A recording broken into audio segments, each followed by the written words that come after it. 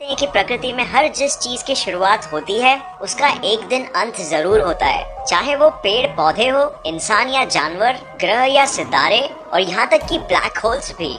लेकिन ये इंसानी फितरत है कि किसी भी चीज की मृत्यु को जन्म की तरह सेलिब्रेट नहीं किया जाता है, जबकि दोनों प्रक्रियाएं प्रकृति के लिए एकदम नेचुरल है। पर हम काफी बार इसके बारे में सोच के ही घबरा जाते हैं और यहाँ तक इस पे बात करने से भी कतराते हैं। लेकिन एक चीज जरूरी है जो हम सबके दिमाग में एक न एक बार जरूर आया होगा, एक प्रश्न कि मौत के बाद आखिर होता क्या है।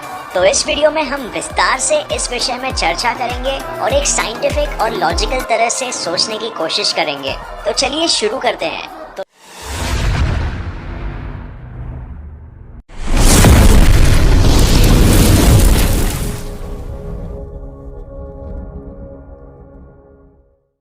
तो जैसे हम जानते हैं कि दुनिया में कई लोगों का मानना है कि इस जिंदगी के बाद कुछ और भी है। ये सोच वैसे तो निकली है धर्म की मान्यताओं से, बट हाल ही में ही इसे एक वैज्ञानिक बैकअप भी मिला था। कुछ साल पहले थोड़े रिसर्चेस किए गए थे जर्मनी में, जिसमें कुछ अजीब सी चीजें डिस्कवर की गई थी। रिसर्च के लिए कुछ मरीजों पे ध्यान रखा गया जो कोमा में थे और कुछ बहुत ही थोड़े समय के लिए उनके दिमाग के कुछ हिस्से बेजान थे। इनके दिमाग में पूरी तरह कॉन्शियसनेस नहीं था। ठीक होने पे इन्होंने कुछ ऐसे एक्सपीरियंसेस डिस्क्राइब किए जो थोड़े विचित्र थे। इन्हें बाद में कहा गया NDE यानी नियर डेथ एक्सपीरियंस। ये एक्सपीरियंसेस इशारा कर रहे थे जिंदगी के बाद एक आफ्टर लाइफ की। स्टडी के हिसाब से 50% लोगों ने अपने नियर डेथ एक्सपीरियंस में बताया कि उन्हें पहले से ही पता चल गया था कि वो मर चुके हैं। 56% लोगों के लिए ये एक खुशी से भरा अनुभव था। 24% लोगों ने आउट ऑफ बॉडी एक्सपीरियंस किया, यानी वो अपने शरीर से बाहर आके अपने कमरे के ऊपर से अपने आप को ही देख पा रहे थे। और 32% लोगों ने किसी मरे हुए इंसान से बात की। इसके अलावा कई मरीजों को दूर से आती हुई तेज रोशनी दिखी, अपने मरे हुए पूर्वज दिखे और कभी अचानक से खुशी महसूस होती या फिर कोई डर। लेकिन ये स्टडी अपने आप में पूरी नहीं थी और जैसे हम जानते हैं कि किसी भी चीज को सच मानने के लिए विज्ञान उसी चीज को अलग अलग जगहों में और अलग अलग लोगों से दोहराता है। तो ये स्टडी को वापस दोहराया गया UK, US और ऑस्ट्रिया में। इस बार पेशेंट्स की संख्या ज्यादा थी और अलग अलग रिसर्चर्स इस पे काम कर रहे थे। तो रिसर्चर्स में पता चला कि मौत कोई एक घटना नहीं है बल्कि एक प्रक्रिया है। एक प्रक्रिया जो शरीर में कई घटनाएं जैसे बहुत से महत्वपूर्ण जगहों के कोशिकाओं के मरने से होती है। पर इस प्रक्रिया को सही ट्रीटमेंट्स की मदद से रिवर्स भी किया जा सकता है और वही डॉक्टर्स की कोशिश रहती है। तो इस स्टडी में सारे मरीजों में से सिर्फ 9% मरीजों ने NDE रिपोर्ट किया और बस 2% लोगों ने अपने आप को अपने शरीर से बाहर महसूस किया। वैज्ञानिकों ने यह खोज किया कि मौत के करीब हमारे दिमाग में ऑक्सीजन की कमी के वजह से दिमागी प्रक्रियाएं तेज हो जाती है और इस वजह से हम बहुत सी अजीब चीजों का अनुभव करते हैं।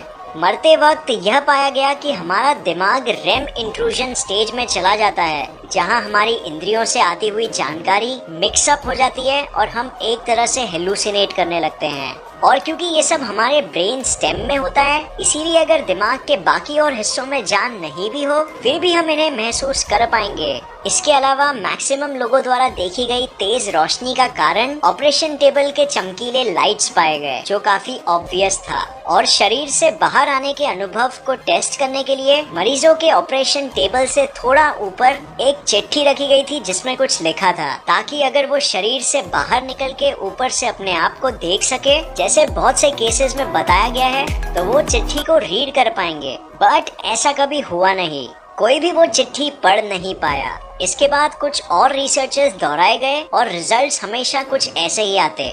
तो ये सब से हमें ये पता चलता है कि मरते वक्त हर एक प्रक्रिया जो हमारे दिमाग में चल रही है उस पे हम नजर रख सकते हैं और विज्ञान उसे एक्सप्लेन भी कर सकता है।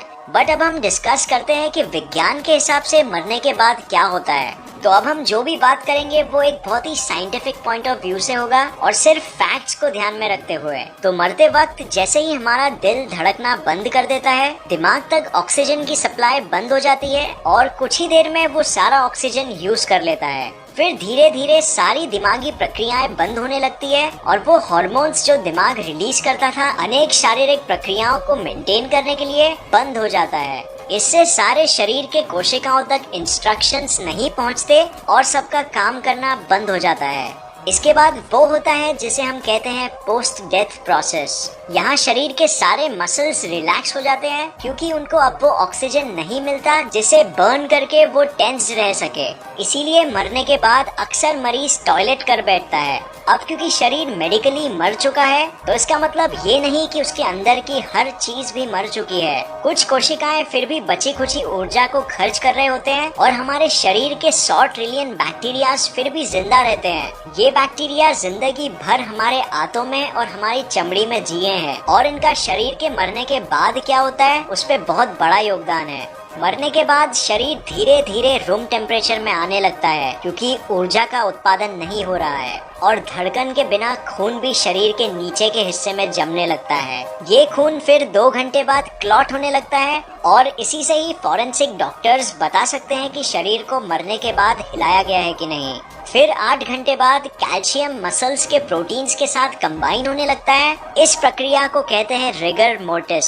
इसी दौरान शरीर का डीकम्पोजिशन भी शुरू हो जाता है शरीर के कोशिकाओं के मरने के बाद। क्योंकि सर्कुलेशन की प्रक्रिया नहीं हो रही है तो शरीर मरे हुए कोशिकाओं को साफ नहीं कर सकता। इस वजह से कार्बन डाइऑक्साइड की मात्रा कोशिकाओं में बढ़ने लगती है जो उनके पीएच वैल्यू को बढ़ा देती है। इस वजह से सेल मेम्ब्रेन्स यानी सेल्स के दीवार कमजोर होने लगते हैं और अंदर के फ्लूइड्स को बाहर रिलीज करने लगते हैं। फिर ये फ्लूइड्स और एंजाइम्स बहुत से रिएक्शंस करने लगते हैं जिससे शरीर का रंग बदलने लगता है और अलग अलग टाइप के गैसेस उत्पन्न होने लगते हैं। फिर दूसरे या तीसरे दिन बाद प्यूट्रिफैक्शन की प्रक्रिया शुरू हो जाती है जहां हमारे अंदर के बैक्टीरिया ऑर्गन्स को खाने लगते हैं। पैंक्रियाज के एंजाइम्स जो खाना डाइजेस्ट करने में मदद करते थे वो अब खुद अपने आप को ही डाइजेस्ट करने लगते हैं पेट के बैक्टीरियाज के साथ। इस प्रोसेस में बहुत सारा गैस रिलीज होता है जो 2 केमिकल्स प्यूट्रेसाइन और कैडेवरीन के साथ एक लाश को उसकी टिपिकल गंध देते हैं। इसी दौरान शरीर का रंग ग्रीनिश से पर्पल होने लगता है जो आखिर में ब्लैक हो जाएगा। यही बदबू फिर कीड़ों और मक्खियों को आकर्षित करती है जो शरीर में अंडे देने लगते हैं। एक ब्लोफ्लाई एक टाइम पे 300 अंडे दे सकती है जो एक ही दिन में हैच हो जाते हैं।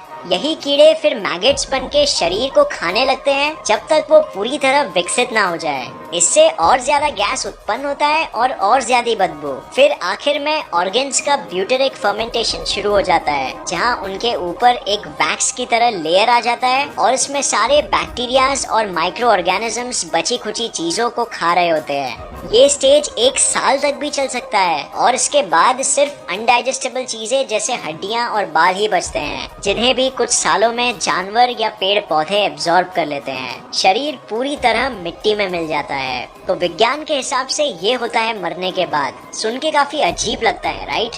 यही चीज हमें शायद सोचना पसंद नहीं, इसीलिए हम आफ्टर लाइफ में बिलीव करना ज्यादा पसंद करते हैं। तो फ्रेंड्स, आपकी क्या राय है इस विषय में? क्या आपको लगता है कि मरने के बाद एक आफ्टर लाइफ होती है या नहीं? कमेंट कीजिए नीचे, हम जानना चाहेंगे। अगर आपको ये वीडियो पसंद आया तो इसे लाइक और शेयर करना मत भूलिए और ऐसे ही साइंस वीडियोस के लिए इस चैनल को सब्सक्राइब करके नोटिफिकेशन बेल ऑन करना मत भूलिए। और मैं आपको नेक्स्ट वीडियो में मिलूंगा ऐसे ही किसी इन्फॉर्मेटिव वीडियो के साथ।